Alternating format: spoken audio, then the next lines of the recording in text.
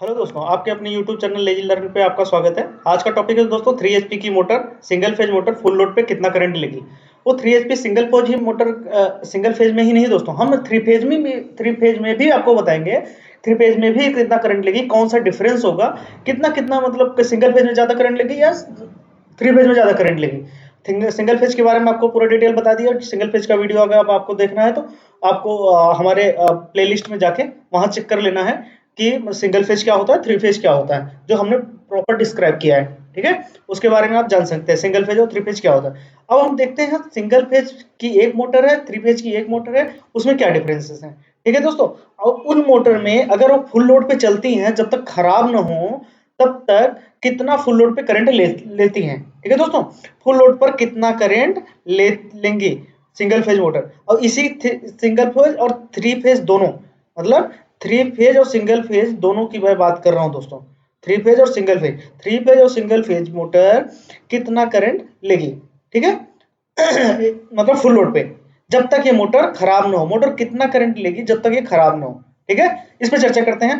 मैंने पूरा कैलकुलेशन कर रखा है दोस्तों, उस कैलकुलेशन से फार्मूले के हिसाब से पूरा आपको डिस्क्राइब करता हूं। ठीक है, आइए चलते हैं, देखते हैं। देखिए दोस्तों, ये हमने एक बना रखा है, पहले से ही लिख के पूरा एक एक डिस्क्राइब करके बना रखा है। अब इसके बारे में आपको समझाते चलते हैं। ठीक है, ये देखिए, पहला पहला जो कॉलम है three phase single phase motor, दूसरा जो कॉलम है आपको दिख रहा है three phase motor, three phase single phase motor, three phase motor. इसमें चेक करते हैं। ठीक है, सिंगल फेज थ्री एचपी की सिंगल फेज मोटर पे पहले चर्चा करते हैं, इसके बाद हम आते हैं three HP three phase motor पे। ठीक है, आगे बढ़ते हैं दोस्तों। सिंगल फेज मोटर में आपको हमने पहले बता रखा है कि वोल्टेज जो होता है 230 वोल्टेज होता है, पावर फैक्टर जो हम लेते हैं 0.8 लेते हैं, मैक्सिमम पावर फैक्टर 1 होता है। लेकिन इंडक्शन मोटर में हमेशा 0.8 लिया जाता है एफिशिएंट के अकॉर्डिंग। ठीक है, अगर कहीं भी अगर आपको पावर फैक्टर नहीं दिया है, बेसिकली नहीं दिया रहता है, अगर दिया है तो अच्छी बात है, वो ले लेना, नहीं दिया 0.8 अपने मन से लगा देना। ठीक है, अब चर्चा करते हैं दोस्तों। पावर क्या होता है, पावर क्या दिया हमें, 3 एचपी दिया है। इसको एचपी को वाट में बदल लो।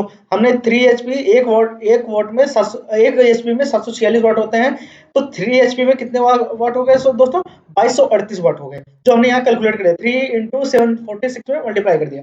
इसके बाद सिंगल फेज का जो फार्मूला है मैंने आपको पहले भी वीडियो में बता रखा है, अगर नहीं बता रखा है तो ये देख लो। सिंगल फेज का फार्मूला होता है P equal to voltage equal to current equal to power factor, cos phi को पावर फैक्टर बोलते हैं। ठीक है, यहां से हम करंट ले लेते हैं, जो फुल लोड करंट निकलता है किसी भी मोटर का, सिंगल फेज मोटर हो तो उसका निकलता है, अगर थ्री फेज मोटर हो तो यहाँ पे आप अलग बताएंगे भी। ठीक है दोस्तों, चलिए आते हैं दोस्तों करंट। अगर ये आई इधर आ जाएगा तो पावर अपान वोल्टेज इंटू पावर फैक्टर हो जाएगा। ठीक है, ये हम करंट निकाल रहे हैं, फुल लोड करंट निकलता है दोस्तों, इसमें मैं बताता चल रहा हूँ। फुल लोड करंट पावर हमने कितना निकाला, 2238 वाट, तो 2238 वाट हमने यहाँ प्लेस कर दिया।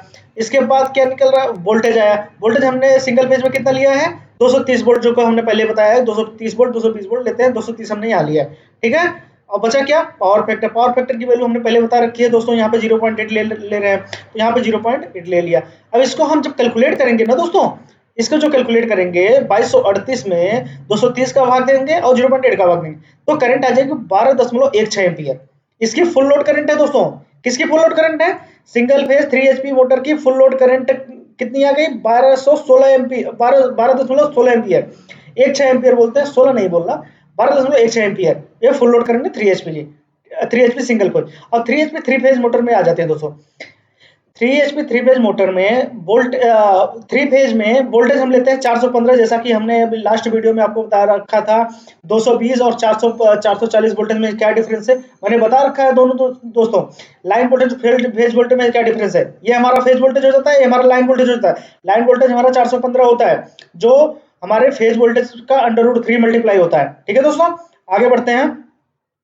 पावर फैक्टर यहाँ पे भी हमें 0.8 लेना है, क्योंकि सेम मोटर है, सेम लैगिंग पावर फैक्टर है। ठीक है, पावर हमने थ्री फेज हमने ले रखा है, जो जहाँ की ये हमें बताया गया है 3 एचपी की मोटर है। ठीक है, अब इसमें इसको वाट में बदलो, जैसे इसका बदला था, ये वाट में यहाँ तक लगभग सेम है। ठीक है, अब इसमें आते हैं करंट, फुल लोड करंट कैसे निकालते हैं। इसमें पावर का फार्मूला होता है थ्री फेज मोटर में √3 V voltage, I current, cos phi power factor. ठीक है, तो यहां से करंट की वैल्यू ले लेते हैं P अपन √3 वी वोल्टेज, cos फाई मतलब पावर फैक्टर, ठीक है। यहां से हम फिर कैलकुलेट कर लेते हैं दोस्तों। √3 की वैल्यू 1.73 और v की वैल्यू 415 और पावर फैक्टर की वैल्यू 0.8, इसको हम कैलकुलेट कर लेते हैं। इसको कैलकुलेट करने पे दोस्तों हमारा कितनी वैल्यू आ गई, I इक्वल टू आ गई हमारी 3.89 एम्पियर दोस्तों। जैसा कि मैंने पहले आपको बताया, I की वैल्यू हमारी कितनी आ गई, 3.89 एम्पियर। किसमें आ गई, थ्री फेज 3 एचपी मोटर में, 3 एचपी 3 फेज मोटर में, और 3 एचपी सिंगल फेज मोटर में 12.16 एम्पियर आ गई। ठीक है दोस्तों, यही डिफरेंस होता है किसी भी मोटर का। अगर आपको दे दिया जाए, ये मैं 3 एचपी का निकाल के बता रहा हूँ, ठीक है। अगर आपको 10 एचपी का दे दे, या आपको 5 एचपी का दे दे, आपको 2 एचपी का दे दे, कुछ नहीं करना है, फार्मूला सेम है, सब कुछ सेम है, कुछ नहीं। यहाँ पे 3 की जगह यहाँ 5 कर देना। अगर 5 एचपी ले रहे हो, यहाँ पे 5 कर देना। तो यहाँ पर जो सेम फार्मूला रहेगा, जो भी मल्टीप्लीकेशन हो गया, यहाँ पर वाट की वैल्यू चेंज हो जाएगी, यहाँ पे भी वाट की वैल्यू चेंज हो जाएगी, ठीक है। यहाँ से करंट निकल आएगा, ठीक है। इसीलिए दोस्तों मैं वो बताया अभी कि जो हमारी सिंगल फेज 3 एचपी की मोटर है, वो ज्यादा करंट लेगी अपित मतलब अपेक्षा 3 एचपी 3 फेज मोटर के। 3 एचपी मोटर में हमारी करंट आप देख रहे हो कि लगभग कितने गुना कम आई है, देख रहे हो, 4 गुना के करीब कम आई है, ठीक है। और देख रहे हो आप, ये 3.89 एम्पियर आई, ये आई है कितना, 12.16 एम्पियर, लगभग 4 गुना के करीब। हम ये नहीं कहते कि कितना मतलब शॉर्टकट में जाओ, हम शॉर्टकट में विश्वास नहीं रखते दोस्तों। खुद कैलकुलेट करो, खुद करो, ठीक है। और यहाँ पे मैंने शॉर्ट कर दिया, आप कुछ नहीं करो यार, आप वाट में चेंज करके पावर में वोल्टेज और पावर फैक्टर का भाग दे दो। ये एक लाइन का आंसर है। ये तो हमने डिस्क्राइब करने के लिए आपको इतना बड़ा बताया है।